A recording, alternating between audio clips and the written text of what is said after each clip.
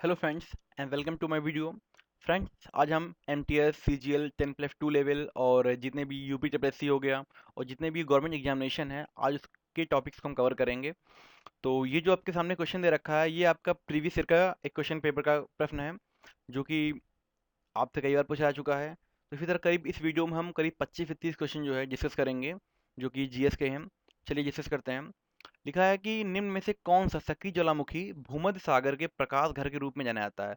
तो भूमध्य सागर मतलब होता है मेडिटेरियन सी, और प्रकाश घर मतलब होता है लाइट हाउस। तो किसको जो है lighthouse of the Mediterranean Sea के नाम से जाना जाता है? ऑप्शन चेक करते हैं अपने। कोटोपैक्सी। कोटोपैक्सी जो होता है, ये एक वेल्कानो है जो कि एंडीज माउंटेन की श्रृंखला पाया जाता है, एंडीज माउंटेन के। और एंडीज माउंटेन, और जो ये पड़ता है साउथ अमेरिका में पाया जाता है। और ये जो है वर्ल्ड्स के हाईएस्ट वेल्कानो में से एक है। और इसकी जो हाइट है, ऊंचाई जो है इसकी, वो है करीब 5897 मीटर। और करीब ये 1738 से लेके 2015 के बीच में ये करीब 50 बार जो इरेप्टेड हो चुका है। इरेप्टेड मतलब होता है विस्फोट होना। करीब ये 50 बार विस्फोट हुआ है। ओके। और अगला दे रखा है आपका हमारा स्ट्रम्बोली। स्ट्रम्बोली जो है एक एक्टिव वोल्केनो है, जो कि इटली में है, जो कि इटली में है। और इसी को नाम दिया गया है lighthouse of the Mediterranean Sea. इसको बोलते हैं भूमध्य सागर के प्रकाश घर। ओके। और इसकी जो हाइट है, वो है 924 metre above the sea level. Okay. अगला है आपका वेसुवियस। वेसुवियस जो है, ये पड़ता है आपका gulf of the nipple, gulf of the nipple, gulf the Naples, जो कि पड़ता है इन कंपेनिया। और ये जो गल्फ ऑफ नेपल है, जो कंपेनिया में है, और कंपेनिया कहाँ पे पड़ता है? इटली में। ये भी आपका इटली में है। और इसकी जो हाइट, ये आपकी हाइट है करीब 1281 मीटर, 1281 मीटर। और आखिरी है एटना। एटना जो है, एटना भी आपका जो एक्टिव वेल्केनो है। और ये पड़ता है आपका कि east coast of the Sicily. Sicily जो है, ये जगह का नाम है ईस्ट कोस्ट में ऑफ इटली। इटली की जगह है एक सिसली, उसके यहाँ पे ईस्ट कोस्ट में ये मिलता है, मतलब है। और इसकी जो हाइट है, वो करीब है 3329 मीटर अब द सी लेवल। तो ऑप्शन आपका बी। बी मतलब इस्टंबोली। अगला प्रश्न दे रखे हैं यहाँ पे, निम्न में से कौन सा दुनिया का सबसे सक्रिय ज्वालामुखी है? तो ऑप्शन चेक करते हैं हम। तो पहला ऑप्शन आपका एटना। अभी एटना की बात पहले हम कर चुके हैं कि एटना जो है, ये एक जगह पड़ती है इटली में, सिसली। वहाँ के ईस्ट कोस्ट पे ये जो है स्थित है। और इसकी ऊंचाई थी 3329 मीटर। अच्छा, ये जो एक्टिव है, लेकिन ये सबसे ज़्यादा एक्टिव नहीं है। तो सेकंड ऑप्शन चेक करते हैं। लिखा है फ्यूजियामा। फ्यूजियामा जो है, ये कोई जापान में एक माउंटेन है, माउंट फ्यूजी। माउंट फ्यूजी के सबसे हाईएस्ट पीक पे पड़ता है फ्यूजियामा, जो कि ये एक वोल्केनो है। और ये करीब जो है 5 से 6 मन तक जो है ये बर्फ से ढका होता है। और ये जो लास्ट टाइम जो है 17 से और 17 8 के बीच में इरेप्ट हुआ था। और इसकी जो हाइट है, वो है 3776.24 मीटर। अच्छा, ये भी मोस्ट एक्टिव वोल्केनो नहीं है। एक्टिव है, लेकिन ये मोस्ट एक्टिव वोल्केनो नहीं है। अब आता है माउंट टाई। माउंट टाई जो है एक माउंटेन है, जो कि पड़ता है चाइना में। तो चाइना वाले इसको जो है अपना हिस्टोरिकल एंड कल्चरल प्लेस मानते हैं। और इन्होंने अपनी जो इस माउंटेन की जो हाइट बताई है, इन्होंने बताई है 1545 मीटर। लेकिन जो वहाँ की गवर्नमेंट है, जो पीआरसी है वहाँ की, उसने इसकी जो हाइट तय की है, वो तय की है 32.7 मीटर। लेकिन अभी भी वो लोग इसको इतना ही मानते हैं। और जो गवर्नमेंट की जो रियल है, वो गवर्नमेंट मानती है इसको 32.7 मीटर। लास्ट है कियालू। कियालू क्या है? कियालू जो है एक मोस्ट एक्टिव वल्कानो है। कियालू एक मोस्ट एक्टिव वल्कानो है, जो कि पड़ता है हवाई। हवाई जो है एक आइलैंड है, आइलैंड उस पे पड़ता है। आइलैंड जानते हैं आपकी, ये पानी के चारों तरफ घिरा होता है पानी से। और ये आइलैंड है। तो ये पड़ता आपका यूनाइटेड स्टेट में पड़ता आपका।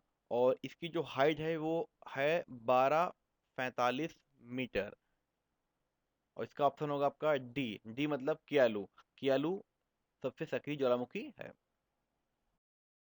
अगला प्रश्न दे रखा है, सर्वेंट ऑफ इंडिया सोसाइटी किसके द्वारा शुरू की गई है? आपके ऑप्शन है, पहला ऑप्शन आपका बाल गंगाधर तिलक। जो बाल गंगाधर तिलक थे, ये फर्स्ट लीडर थे इंडियन इंडिपेंडेंस मूवमेंट के। और जो ब्रिटिश गवर्नमेंट थी, इनको father of the nation unrest के नाम से बुलाती थी। और ये एक लॉयर भी थे, एक टीचर भी थे, एक सोशल रिफॉर्मर भी थे। लेकिन यहाँ पे ऑप्शन ये गलत होगा। तो सेकंड ऑप्शन क्या आपका? गोपाल कृष्ण गोखले। गोपाल कृष्ण गोखले जो थे, ये इंडियन इंडिपेंडेंस मूवमेंट के सीनियर लीडर थे, जो कि कांग्रेस के थे। और इन्होंने ही सर्वेंट ऑफ इंडिया सोसाइटी की स्थापना की थी। तो ऑप्शन नंबर बी आपका एकदम करेक्ट है। सी चेक कर लेते हैं एक बार और। तो सी जो लिखा है, सुरेंद्र नाथ बनर्जी। सुरेंद्र नाथ बनर्जी का जन्म हुआ था कलकत्ता में। और इन्होंने क्या किया था, इन्होंने इंडियन नेशनल एसोसिएशन की स्थापना की थी। इंडियन नेशनल एसोसिएशन की स्थापना इन्होंने की थी, सुरेंद्र नाथ बनर्जी ने। तो और चौथा ऑप्शन आपका दादा भाई नौरोजी। दादा भाई नौरोजी को grand old man of India के नाम से जाना जाता है। और ये जो हैं, ये यूके के पार्लियामेंट में मेंबर रह चुके हैं, जो कि 1892 से लेके 1895 के बीच में उसके मेंबर ये बने रहे हैं। लेकिन आपका ऑप्शन यहाँ पे है बी। पूछा गया है सर्वेंट ऑफ इंडिया की सोसाइटी की स्थापना किसने की है? तो ऑप्शन आपका गोपाल कृष्ण गोखले। अगला प्रश्न दे रखा है कि आर्य समाज किसके द्वारा स्थापित किया गया है? आपके चार ऑप्शन दे रखे हैं कि पहला ऑप्शन है स्वामी दयानंद सरस्वती। तो बात करूं अगर स्वामी दयानंद सरस्वती की, तो यही फाउंडर हैं किसके? आर्य समाज के। तो आर्य समाज जो है, इसकी इन्हीं के द्वारा स्थापित किया गया था। और एक आता है ब्रह्म समाज, एक आता है आपका ब्रह्म समाज। जो ब्रह्म बोलते हैं, तो ब्रह्म समाज था वो राजा राम मोहन रॉय, ठीक है, के द्वारा स्थापित किया गया था। आपको राजा राम, राम और ब्रह्मा के उससे कम्युनिकेशन से याद रहेगा कि जो राजा राम मोहन राय थे, इन्होंने ब्रह्म समाज की स्थापना की थी। और दयानंद सरस्वती जो थे, उन्होंने आर्य समाज की स्थापना की थी। अब बात करें स्वामी विवेकानंद की, तो इन्होंने रामकृष्ण मिशन की स्थापना की है। रामकृष्ण मिशन की स्थापना की है स्वामी विवेकानंद ने। और ये केशव चंद्र सेन हो गया और ईश्वर चंद्र विद्यासागर हो गए, ये लोग एक सोशल रिफॉर्मर थे। तो आपका ऑप्शन यहाँ पे है ए। पूछा गया आपसे आर्य समाज की स्थापना किसने की? तो स्वामी दयानंद सरस्वती ने की। आपका option number A is the correct answer. Next question लिखा है यहाँ पे, वित्त आयोग को कौन नियुक्त करता है? Who appoints the finance commission? आपके चार ऑप्शन दे रखे हैं। पहला ऑप्शन आपका finance minister, prime minister, speaker of Lok Sabha, president. तो बताना चाहेंगे आपको कि जो ये वित्त आयोग है, ये बना कब? वित्त आयोग आपका 1951 में बनाया गया था, जो कि भीमराव अंबेडकर के अंडर में बनाया गया था। और इसे आर्टिकल 280 के तहत बनाया गया था। और इसको जो अपॉइंट करता है, जो नियुक्त करता है, वो है प्रेसिडेंट। प्रेसिडेंट के ही अंडर में इसको अपॉइंट किया जाता है, वही अपॉइंट करता है। और आपका ऑप्शन यहाँ पे डी आंसर सही है। अच्छा, यहाँ पे लिखा है फाइनेंस मिनिस्टर। फाइनेंस मिनिस्टर इसमें कौन है? इसमें फाइनेंस मिनिस्टर आपके हैं अरुण जेटली हैं। और प्राइम मिनिस्टर नरेंद्र मोदी। और speaker of the Lok Sabha Sumitra Mahajan. ये तीन ये हो गए। और आपका जो रियल क्वेश्चन है, वो दे रखा है कि कौन अपॉइंट करता है? तो आपका ऑप्शन होगा डी, प्रेसिडेंट करता है। अगला प्रश्न दे रखा है, the estimate committee consist of? प्रकलन समिति में होते हैं। ऑप्शन ए आपका 30 member from Lok Sabha, option B 30 member from Rajya Sabha, option C 30 member from बोध सभा, option D 22 member from Lok Sabha. पहली बात तो, ये प्रकलन समिति होती क्या है? जो प्रकलन समिति है, ये संसद के वित्तीय कार्यों की सहायता के लिए ये समिति बनाई गई थी। ये समिति बनाई गई थी 1950 में बनाई गई थी। उस समय जो वित्त मंत्री थे, वो थे जॉन मथाई। और उनकी सिफारिश पे इसका गठन किया गया था। और इसमें जो है 30 मेंबर फ्रॉम लोकसभा, इसमें जो है लोकसभा के 30 मेंबर होते हैं।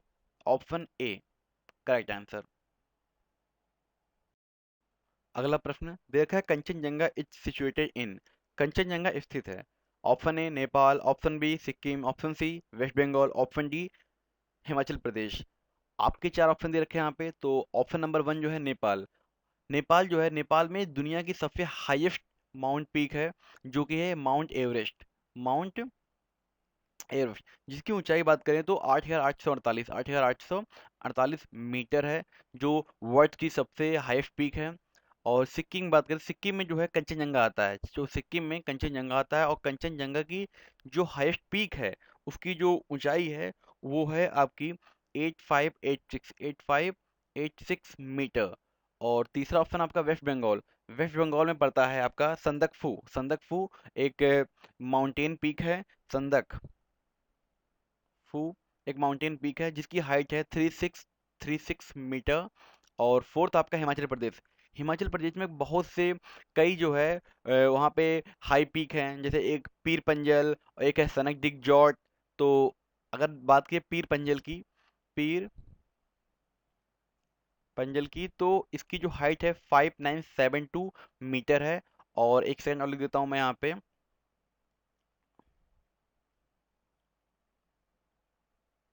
सनक जॉट, जिसकी हाइट है यहाँ पे 6045 metre.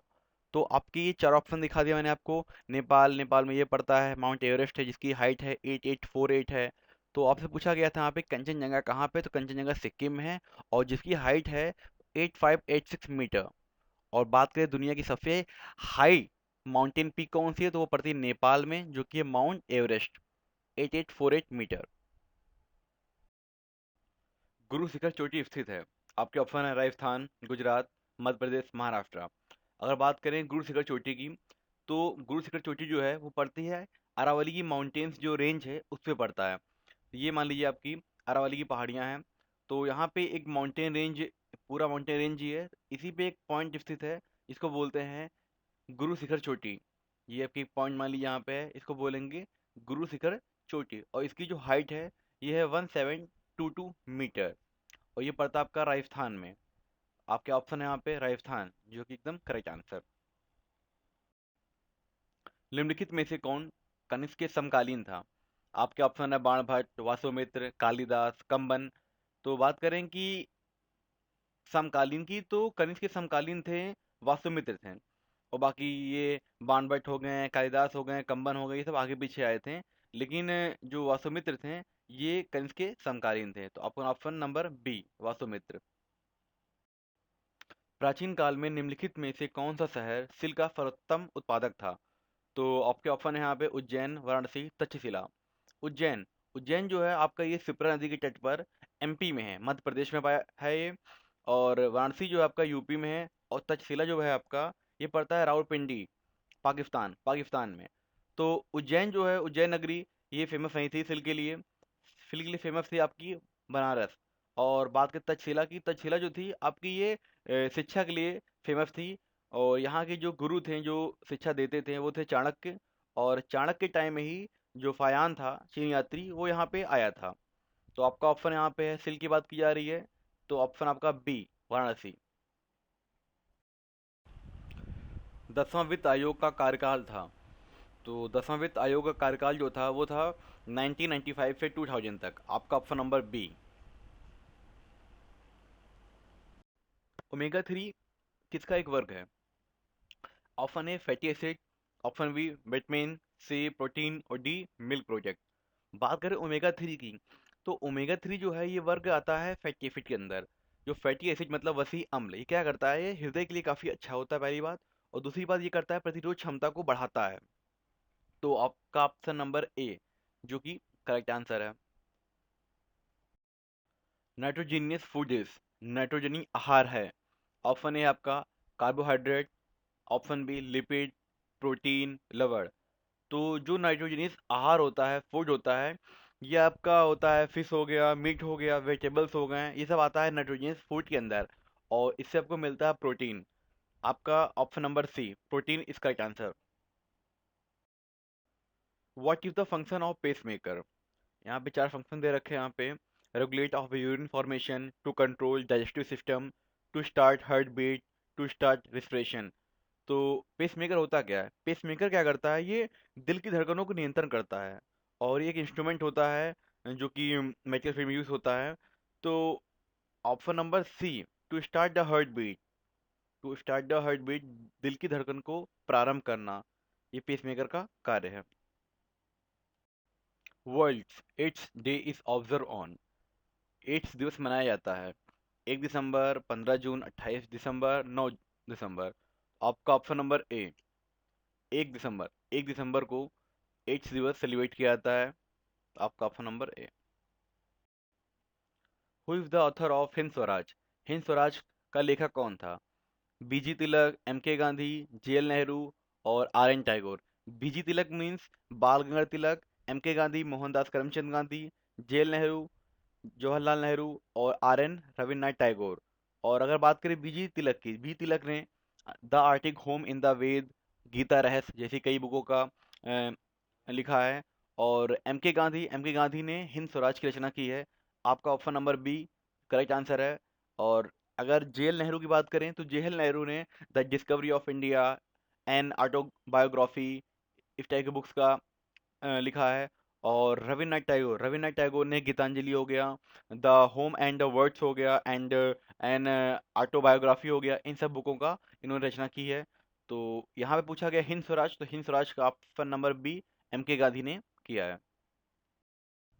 UTI was establish in which year. UTI की स्थापना किस वर्ष हुई?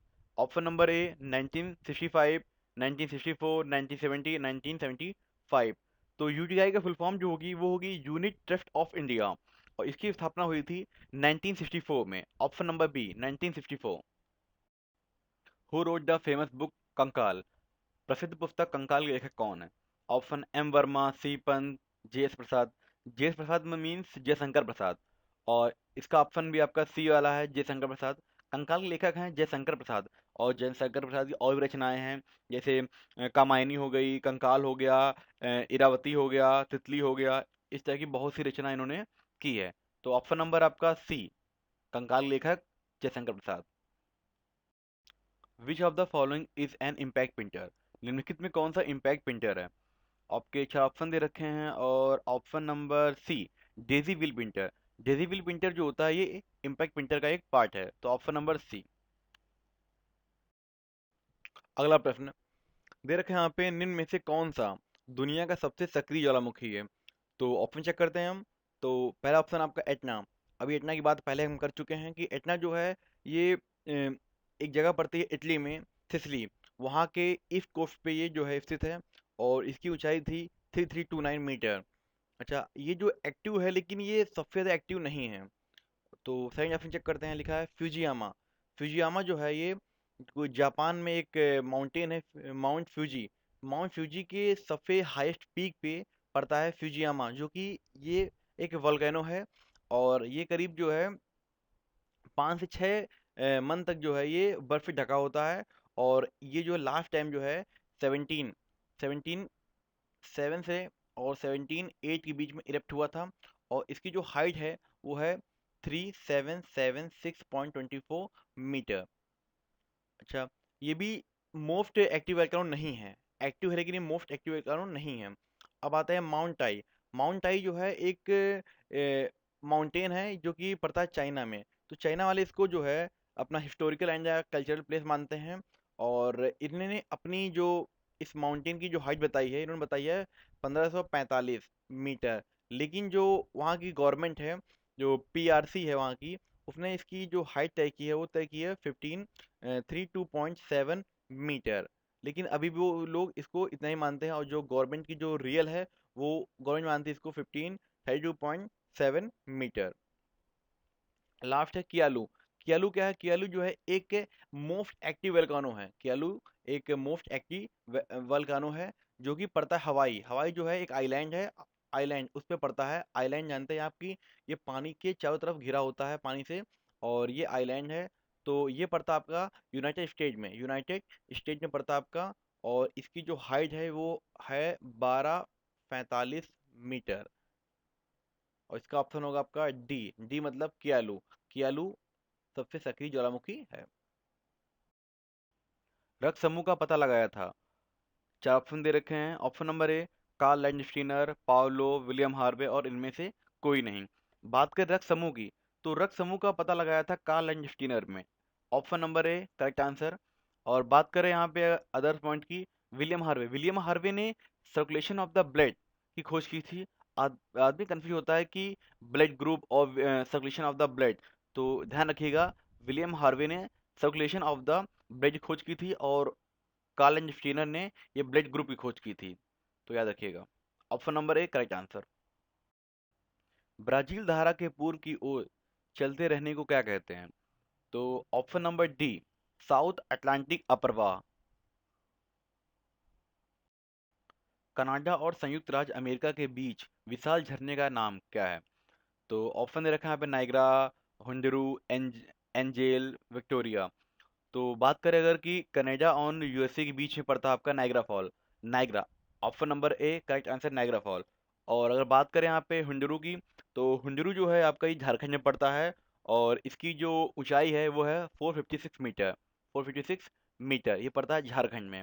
और एंजिल, एंजिल पड़ता है आपका, ये पड़ता है वेनेजुएला, वेनेजुएला में पड़ता है और इसकी जो हाइट है वो है 979 मीटर। और विक्टोरिया, विक्टोरिया जो है ये पड़ता है आपका अफ्रीका में, अफ्रीका के जिम्बाब्वे में। तो ऑप्शन नंबर यहाँ पे ए, नाइग्रा फॉल। हृदय का अध्ययन संबंधित है। ऑप्शन है कार्डियोलॉजी, नेफ्रोलॉजी, डर्मेटोलॉजी। हृदय का अध्ययन है वो आता है आपका कार्डियोलॉजी के अंदर। हृदय की सारी बीमारियां, सारा कुछ जो है वो आता है आपका कार्डियोलॉजी के अंदर। और बात करें नेफ्रोलॉजी, नेफ्रोलॉजी मीन्स होता है किडनी, किडनी की जितनी बीमारियां होती हैं, डिजीज होती हैं, वो सब आता है नेफ्रोलॉजी के अंदर आपका। और डर्मेटोलॉजी, डर्मेटोलॉजी जो होता है ये होता है आपका स्किन टाइप्स बीमारियां, स्किन हो गया, हेयर हो गया, ये सब आपका आता है डर्मेटोलॉजी के अंदर। तो पूछा गया यहाँ पे कि हार्ट, हृदय, तो ये आपका ऑप्शन नंबर ए राइट आंसर, कार्डियोलॉजी। आर्द्रता नापने के लिए किस यंत्र का उपयोग किया जाता है? आर्द्रता मीन्स ह्यूमिडिटी। और ऑप्शन दे रखे हैं यहाँ पे, कैलोरीमीटर, थर्मोमीटर, मैनोमीटर और हाइग्रोमीटर। बात करें अगर हम कैलोरीमीटर की, तो जो कैलोरीमीटर होता है ये क्या करता है, ये केमिकल रिएक्शन को मेजर करने का काम आता है यहाँ पे, और केमिकल रिएक्शन। और थर्मोमीटर, थर्मोमीटर क्या करता है, ये टेम्परेचर को मेजर करने का काम आता है। और मैनोमीटर, मैनोमीटर क्या होता है, ये प्रेशर को मेजर करने का काम आता है। और प्रेशर। और जो हाइग्रोमीटर होता है, हाइग्रोमीटर ये ह्यूमिडिटी, ह्यूमिडिटी को मेजर करने के काम आता है। और पूछा गया यहाँ पे आर्द्रता मीन ह्यूमिडिटी को मेजर करने के लिए कौन होता है? तो option number D correct answer, option number D. Who discovered electron, electron की खोज किसने की? ऑप्शन नंबर ए, चैडविक, रदरफोर्ड, जे थॉमसन और मिल्कन। बात करें चैडविक की, तो चैडविक जो थे इन्होंने न्यूट्रॉन की खोज की थी। और इन्होंने न्यूट्रॉन की खोज 1932 में की थी, 1932 में की थी। और इनको जो है 1935 में नोबेल प्राइज से सम्मानित किया गया था। और ऑप्शन नंबर बी आपका है रदरफोर्ड। रदरफोर्ड जो है ये रेडियो एक्टिव एलिमेंट के लिए जाने जाते हैं, इन्होंने रेडियो एक्टिव एलिमेंट की खोज की थी। और जे थॉमसन, जे थॉमसन जो थे इनको इलेक्ट्रॉन, इन्होंने इलेक्ट्रॉन की खोज की थी। और इन्होंने इस इलेक्ट्रॉन की खोज की थी 1897 में की थी। और इनको 1906 में, 1906 में जो है नोबेल प्राइज से सम्मानित किया गया था। और मिल्कन, मिल्कन जो थे ये ऑयल ड्रॉप एक्सपेरिमेंट के लिए जाने जाते हैं।